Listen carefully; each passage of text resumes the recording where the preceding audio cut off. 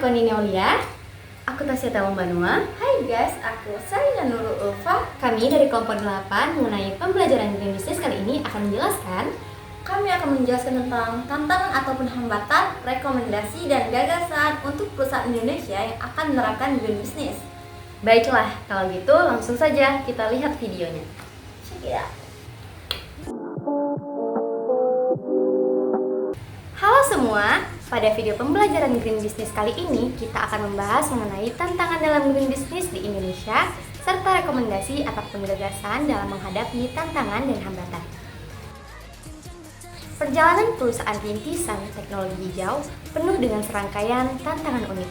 Nah, hambatan-hambatan ini merupakan hambatan untuk masuk dan harus terus diatasi untuk memastikan pertumbuhan, skalabilitas, dan keberhasilan dalam berkontribusi pada masa depan yang berkelanjutan.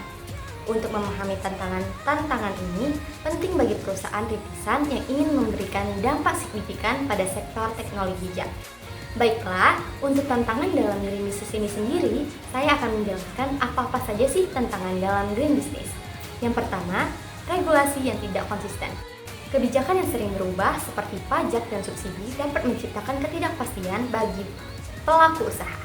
Ketidakjelasan ini menghambat perencanaan dan investasi yang diperlukan untuk transisi ke praktik ramah lingkungan. Yang kedua, kesadaran konsumen yang rendah. Banyak konsumen belum sepenuhnya menyadari manfaat produk berkelanjutan. Hal ini mengakibatkan permintaan yang rendah untuk barang-barang ramah lingkungan, sehingga produsen ragu untuk berinvestasi dalam lini produk tersebut. Beberapa pelaku bisnis masih skeptis terhadap keuntungan jangka panjang dari praktik berkelanjutan. Mereka mungkin melihat investasi dalam praktik hijau sebagai pengeluaran tambahan yang tidak perlu. Edukasi dan bukti nyata, tantangan manfaat ekonomi dari berkelanjutan sangat penting untuk mengubah sikap ini. Yang ketiga, infrastruktur yang kurang memadai. Keterbatasan fasilitas untuk mengelola limbah, daur ulang, dan energi terbarukan menyulitkan bisnis untuk menerapkan praktik berkelanjutan. Misalnya, sistem pengelolaan limbah yang tidak efisien mengurangi potensi daur ulang. Nah, infrastruktur yang mendukung pengelolaan limbah dan energi terbarukan masih sangat diperlukan di banyak daerah.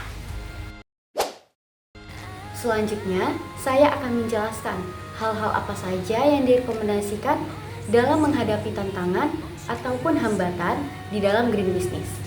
Yang pertama, peningkatan edukasi dan kesadaran masyarakat. Pemerintah dan organisasi non-pemerintah perlu meluncurkan kampanye edukasi yang menekankan pentingnya produk ramah lingkungan. Pelatihan ini dilakukan di dalam konsumen maupun pelaku usaha tentang apa manfaat green business itu sendiri. Nah, program edukasinya ini bisa mengintegrasikan kurikulum keberlanjutan di sekolah-sekolah. Pemerintah dapat bekerja sama dengan institusi pendidikan untuk menciptakan modul pembelajaran yang menekankan bahwa pentingnya green business. Selain itu, dapat melakukan kampanye nasional, melibatkan media sosial dan influencer, dan mengedukasi tentang manfaat produk ramah lingkungan. Yang kedua, peningkatan regulasi dan dukungan kebijakan yang stabil. Pemerintah harus menetapkan kebijakan yang jelas dan konsisten, termasuk insentif pajak dan subsidi bagi perusahaan yang mengadopsi praktik berkelanjutan. Dan yang ketiga, pengembangan infrastruktur hijau, yang mana didukung pengelolaan limbah dan energi terbarukan masih sangat diperlukan di banyak daerah. Rekomendasi ini dapat dengan cara membangun fasilitas pengelolaan limbah yang modern dan efektif, serta mendorong proyek energi terbarukan di tingkat lokal.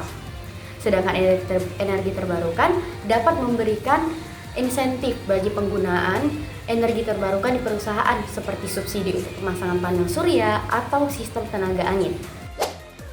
Lalu yang terakhir, saya akan menjelaskan tentang gagasan apa sih yang bisa dilakukan oleh perusahaan Indonesia agar mereka dapat menerapkan dan menjalankan green business di perusahaannya. Ada beberapa hal yang dapat mereka lakukan seperti yang pertama, pertanian berkelanjutan. Pertanian berkelanjutan berfokus pada pertanian organik, namun mereka tidak hanya memikirkan keuntungan secara ekonomi, tapi juga memikirkan bagaimana cara agar keseimbangan ekosistem tetap berjalan. Untuk gagasannya, mereka dapat melakukan melalui koperasi petani, mendirikan koperasi petani yang berfokus pada pertanian organik Anggota koperasi dapat berbagi sumber daya seperti peralatan ataupun pengetahuan untuk meningkatkan hasil pertanian yang tanpa mengandalkan pestisida kimia. Selanjutnya ada distribusi langsung menggunakan platform daring untuk menghubungkan secara langsung petani dengan konsumen, sehingga ini mengurangi rantai pasok dan memastikan petani mendapatkan harga yang adil. Yang kedua, energi terbarukan. Energi terbarukan adalah energi yang dapat diperbarui seperti solar, angin, dan biomasa. Hal ini dapat mengurangi ketergantungan terhadap bahan bakar fosil. Ini dapat direalisasikan melalui layanan instalasi panel surya, membuka usaha yang menawarkan instalasi panel surya untuk rumah tangga maupun bisnis kecil dengan menyediakan paket yang lebih terjangkau agar lebih banyak orang dapat beralih ke energi terbarukan. Lalu selanjutnya mereka dapat melakukan program penyewaan dengan membuat model bisnis di mana pengguna dapat menyewa panel surya sehingga mereka tidak perlu mengeluarkan biaya awal yang lebih besar. Lalu yang ketiga, mengenai pengelolaan limbah. Pengelolaan limbah yang efektif dapat membantu mengurangi dampak lingkungan dari sampah yang dihasilkan oleh masyarakat.